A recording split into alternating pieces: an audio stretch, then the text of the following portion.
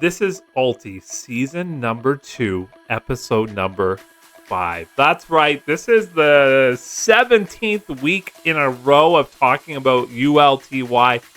Let's talk about the experience so far. So 17 weeks ago was around mid-July of 2025 when I started buying ULTY with the hopes and the dreams of building my fund up to 1,400 shares. Why that number, you ask? Well, at the time, it was paying anywhere from 10 to 9 cents per share.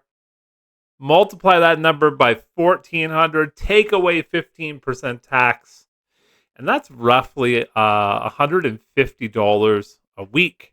And so I have a goal, an income goal, generated by income distribution paying ETFs. And that goal is to have pillars of income. And those income pillars are going to pay me $500 each.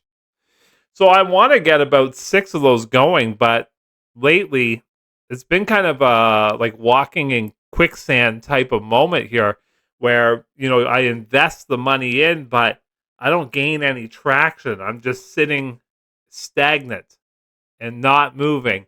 And my goals are just kind of sitting there waiting for the performance of the ETFs to improve.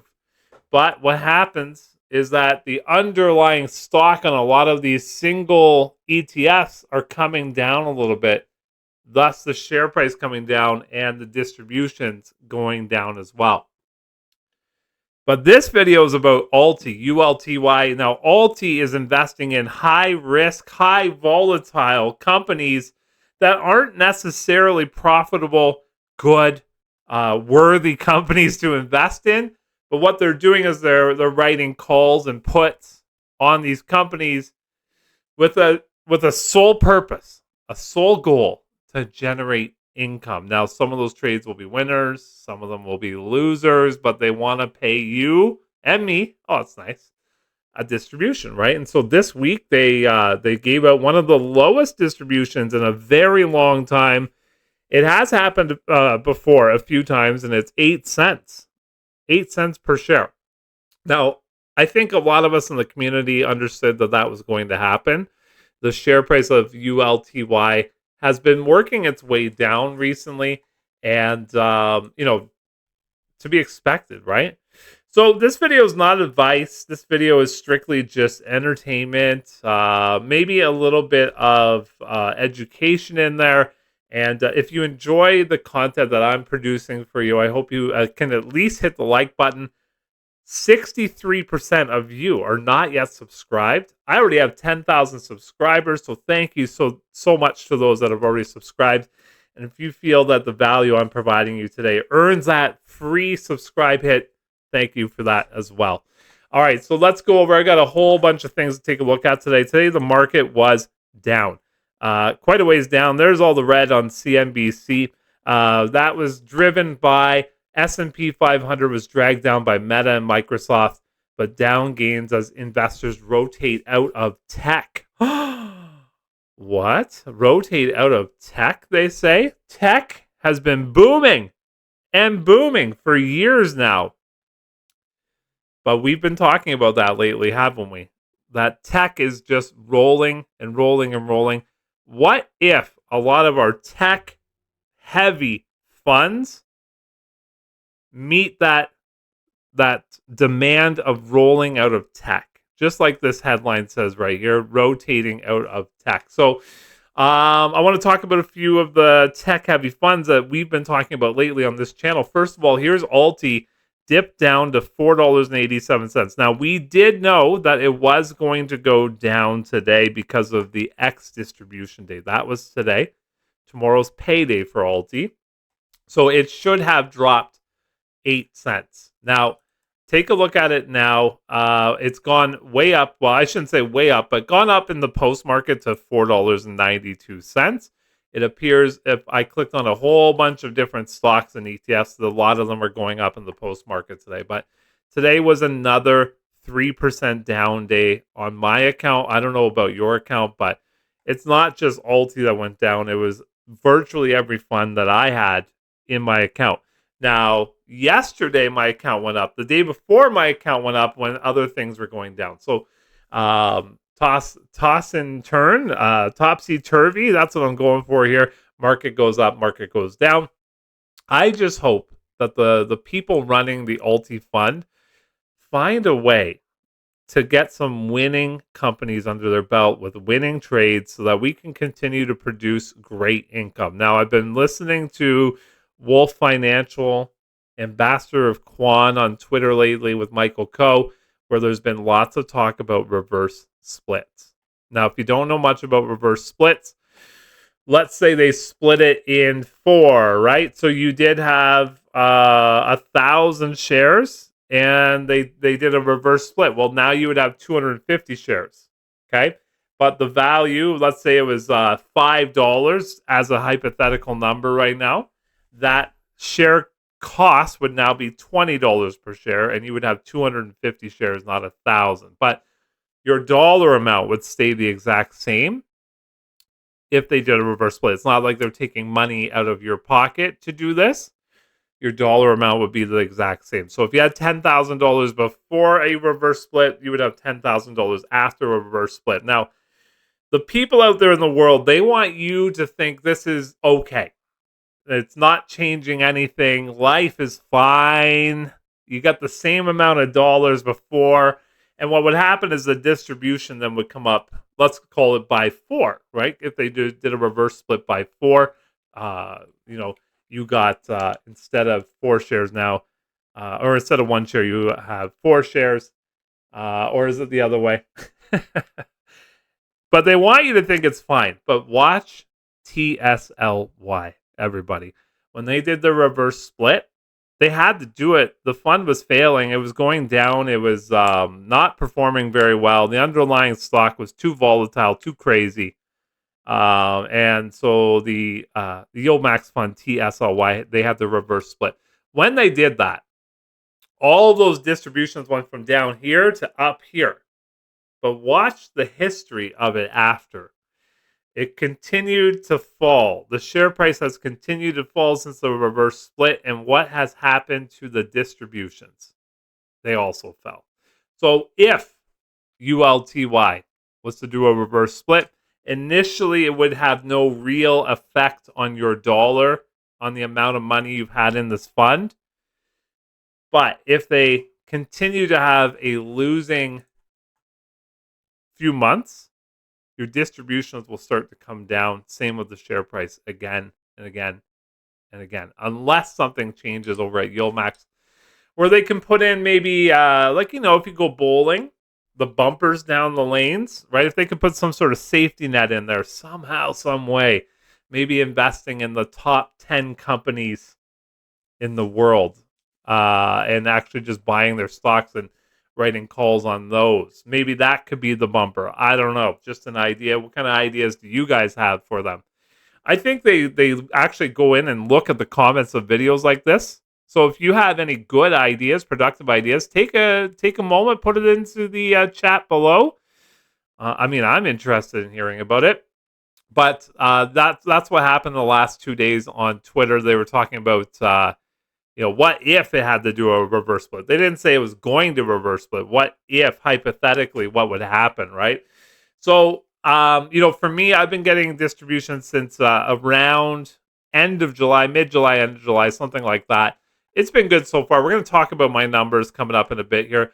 Lately, a lot of people have been saying they are selling their ULTY to buy WPay. Well, let me just kind of put this in perspective for you. WPay today is super tech heavy, similar to Ulty in the sense that it's tech heavy. But when we have a down market, WPay is really going to get hit harder because they're leveraged. They use a lot of leveraged funds here. But again, in the post market, now the post market's up a little bit. You can see it's reaping the benefit of that. So I just wanted to put that in there. Blocks is another one. Earlier today, I was taking a look because I made a couple videos on Blocks and WPay. And so you can see Blocks was down 5% today. Whereas Ulty today, hold on one second, let's go back to 1 day, was down 1.81%. Okay, so just to put that in perspective, WPay down way more, Block's down way more than Ulty was today. Bitcoin has a lot to do with the reason that Blocks was down today. I'm getting a little excited about this price. Not quite excited enough, but I am getting excited about it. I also wanted to look at the VIX as something that I've been interested in. And surprisingly, the market was down today, and the VIX also was down, 1 whole cent. Interesting enough. And lastly, I was also kind of taking a gander at the SPY today. S&P 500 down 1%. Which is nothing too crazy or anything like that. But I want to put the reason I bring all of these up, I want to put it in perspective, right? We see Alti going down and down and down. Well, just about everything else is going down as well. Okay. Just to put that in perspective for you. I want to share my passive account with you. Here's all the distributions I've received since I've started investing in income funds. So back in 2023, you can see I had Tesla, $2,414. I also had QQQY. What a staircase that was downwards, right? 41 bucks. I just put a little test dollar in there and generated some income, but not much. And then I also had HYLD. Last year, I brought in $8,713 in distributions. And you can see I had Tesla there for a bit of the year, QQQY, HYLD, HMAX, Misty, Nvidia, and Coney last year.